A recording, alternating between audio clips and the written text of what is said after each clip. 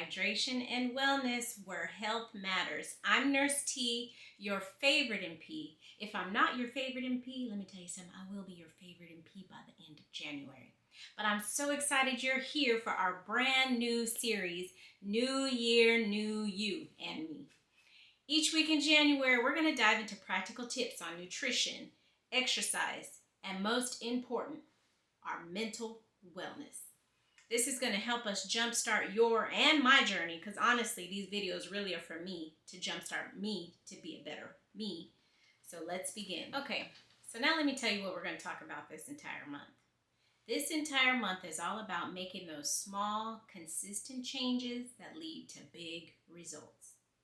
I mean, big results, okay? So today, in week 1, we're going to talk about goal setting, why it matters, and how to do it effectively. I know at the beginning of the year, at least let me speak for me, I know at the beginning of the year, we're all excited. I haven't created a vision board, but I plan to create a vision board. But we get all excited about these vision boards that we've created and all these goals that we have set for ourselves. But have you realized all these goals that you set in the beginning of the year, you don't achieve them? Do you know why? It's because we didn't set them to be obtainable. Many of us don't know how to set goals appropriately. But today, that's what I'm going to teach you. I'm going to give you those tools to help you with creating your goals so that they are obtainable and you can achieve them. So then by the end of this year, you can say, look at all the goals that I had set for myself that I actually achieved. Now next week, we're going to explore simple nutrition hacks. Then we'll move into exercise. We all love exercise, and we do the same thing at the beginning of the year as well. We set all these goals saying that we're going to try and live a healthier lifestyle. We have it on our vision boards, all these images of these models and these bodies that aren't even your body type, but they're images of bodies that you would like your body to look like. Or you place all these healthy meals on your board. And I know for me, I've gone as far as going to Walmart or going to Target or ordering offline those meal prepping Tupperware. And I began meal prepping, but day 14, I started losing the consistency. Then about a week or two later, I'm not meal prepping anymore because I'm like, ooh, this is too much. Now, I'm definitely guilty. I don't know about y'all, but I'm definitely guilty about that. So like I said, I'll speak for myself. But we are going to create a new me and you. As I said, these videos really are for me, and you just get to be a part of what's going on in my brain. So lastly, we're going to wrap up with mental wellness in week 4. Mental wellness, extremely important. I don't know about you, but I have 3 kids, and sometimes, they take me there. Anywho, I digress. But by the end of the month, I hope you feel empowered. No, I take that back. Not hope. I know that you're going to feel empowered to tackle 2025 with a solid plan for your health. Okay, you guys, now let's get into the nitty-gritty of this video. Why goal setting is important. So what I need you to do is get a pen, pencil, paper, your smartphone, your tablet, so you can take notes. So why goal setting is important, I have 3 things for you to write down. Number 1, focus and direction. Let me say that again. Focus and direction. Goal setting gives you that sense of direction, a clear sense of direction. If you have no defined target, like eating healthier or losing weight or improving your mental outlook, which I have a husband and I have kids and they mess with my mental, as they say, so it's easy for me to get sidetracked. But putting your goals on paper or in a note on your phone, you're giving yourself a roadmap to follow. So in the comments, please tell me one goal you have set for yourself. One goal. All right, moving on to number 2, motivation and accountability. Whew. Motivation and accountability. This video is getting you motivated, and this video is helping me stay accountable. Because remember, I said really these videos are for me, not for you. So when your goals are clear, you can find better motivation each day. For example, if you're on your weight loss journey and you say you're going to cut back on sugary drinks, or, ooh, my favorite, brownies or cake. Ooh, I love me some brownies or cake, and it's moist and has the walnuts in it. I can go get me some brownie now, but I'm not going to do that because I'm staying motivated and you guys are keeping me accountable. So if you know you're on your weight loss journey and your goal is to cut back on sugary drinks or brownies or cake, that's great, because having that goal in mind can help you say or think to yourself, because for me it's thinking to myself, no thanks, Tavia, I'm not going to eat that brownie, or I'm not going to get that cake, or I'll have water instead of soda. So one thing you can do for the motivation and accountability is share your goals with your family or your friends. And let me tell you, my kids are definitely my accountability partners. A lot of times they'll say, Mom, can we buy some cookies or cake? And I'll be like, no, Mommy's trying not to eat cookies or eat cake. And then they give me those cute little eyes, and then I go ahead and buy the cookies and the cake. And the next thing you know, here I am in the pantry, and you like a little mouse all in the bags trying to get some cookies. And here come my kid, Mom, what you doing? Are you in there eating some cookies and cake? And I'm like, And so my kids definitely keep me accountable. So having that accountability partner will help you stay on track.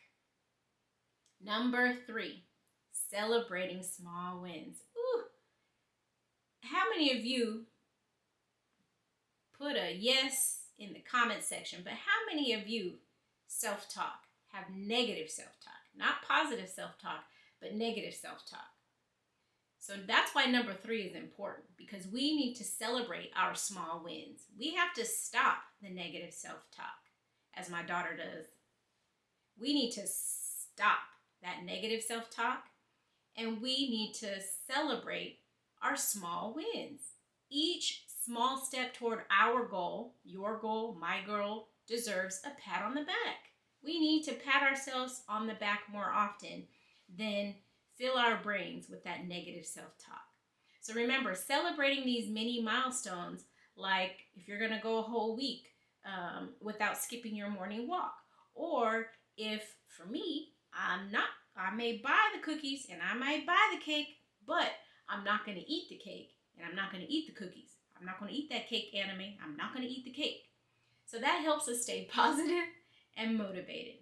So remember, it's about progression, not perfection. Remember, right? Okay, so hang on with me, guys. Continue watching this video. This is the last topic that I wanted to bring up for our goal setting session. So goal setting with practical tips and personal examples. I have tip number 1. Start with one goal at a time. Please, please, please, please. Don't get excited like we do at the beginning of the year and write 15 to 20 goals that you're going to complete by next week or by the end of January. Don't do that to yourself, because then it increases your likelihood that you're not going to obtain all those goals. And then we're receiving new tools on one, goal setting, and keeping us motivated and accountable. So let's start with one goal at a time. If you try to overhaul your entire lifestyle overnight, it can get overwhelming, and you may not achieve all the goals you have set for yourself. So just start with one. Pick one thing, like, I don't know, adding vegetables to your dinner, or waking up 30 minutes before you have to go to work so that you can walk or exercise, or putting a water bottle, by the side of your bed. So the first thing in the morning I do is drink a glass of water. But the most important thing is to give it your full attention. So tip number 1, start with one goal and give it your full attention. All right, so now we have tip number 2. Use tools and track progress.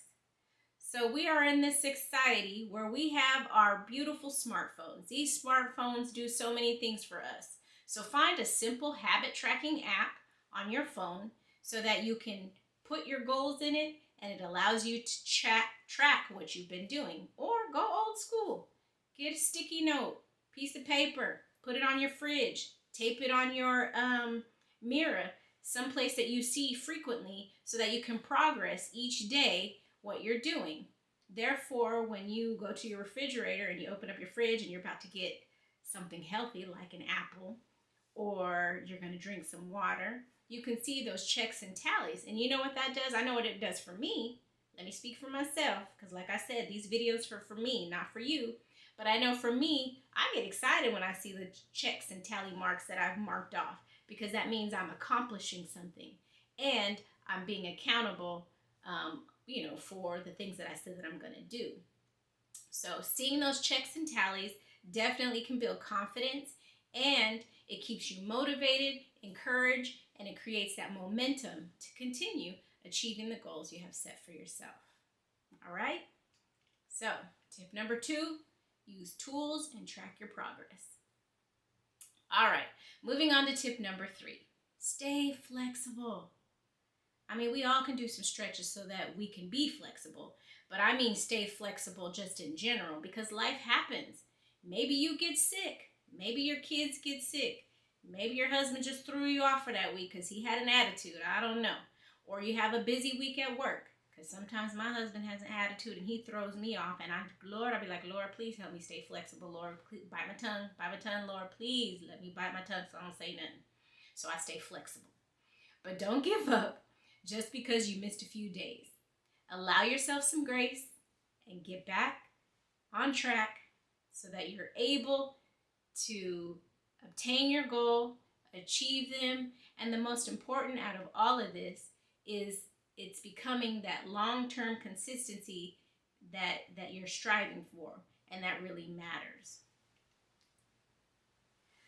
Well, that's a wrap for week 1 of our New Year, New You and New Me series.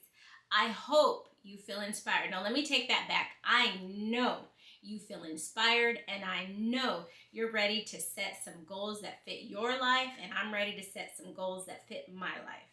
So next week, we're diving into nutrition. We're going to talk about super simple hacks that you can start using right away. So be sure to subscribe. Hit that notification bell so you don't miss it. I look forward to seeing you next week. I look forward to reading your comments. As always, I'm Nurse T, your favorite MP. And if I'm not your favorite MP now, I will be by the end of this month. And it's my mission to help you and me make small, consistent changes, because like I said, this video is not for you. It's really for me. That'll lead to big results. If you found this video helpful, please like, comment, and share it with someone who needs a little inspiration, a little motivation, and some accountability. I'll see you next time.